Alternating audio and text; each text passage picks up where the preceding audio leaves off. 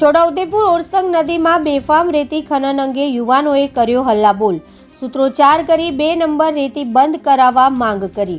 ધમોલી ગામે નદીમાં અઠવાડિયા અગાઉથી 2 નંબર રેતીનું ખોદકામ ચાલી રહ્યું છે, જેને કોઈ અટકાવવા કે કોઈ તૈયાર નથી, પરંતુ કોઈ અધિકારી પણ તપાસ માટે આવતા નથી.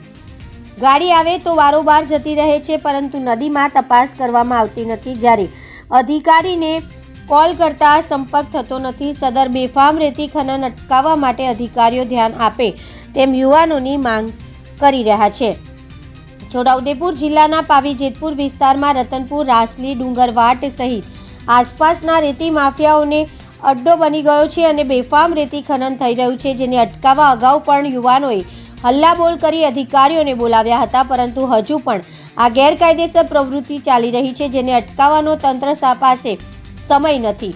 સમગ્ર પ્રવૃત્તિ દલાતરની વાડીની જેમ ચાલી રહી છે, જે કોના હાથ અને કોના રહેમ નજર હેઠળ ચાલે છે તે વિચારવા જેવી વાત છે.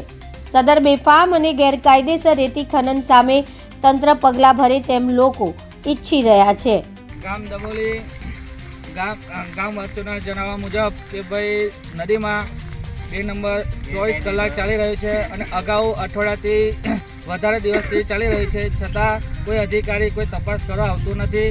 ગાડી આવે છે તો કોટાલીથી ધમોલી રતનપુર એને રોડે જતી રહે છે અને રેતી ખનન સખત દિવસે રાતો બી એમ ગાડી રોડે હોય અને નદીમાં 2 નંબર ચાલી રહ્યું છે, છતાં ગાડીવાળો કોઈ રિસ્પોન્સ કોઈ આપતું નહીં અને 2 નંબર રીતના ચાલી રહ્યું છે. તો આજે અમે અધિકારીને જાણ કરી છે, પણ અધિકારી કોઈ કોલ રિસીવ કર્યો નથી. અને બીજું કે અમે ભાઈ સિક્યુરિટી સચિનભાઈને બી જાણ કરી છે, તો સિક્યુરિટી સચિનભાઈ અધિકારીનો નંબર આપ્યો છે, પણ અધિકારીનો બી નંબર લાગતો નથી. તો એના માટે અમે મોટા અધિકારીને એક રિક્વેસ્ટ કરીએ છીએ કે ભાઈ આ જે ચાલી રહ્યું છે એ કોના હાથ નીચે ચાલી રહ્યું છે, એ બધી કાયદેસરની તપાસ કરવી જોઈએ, એવી અમારી માગણી છે.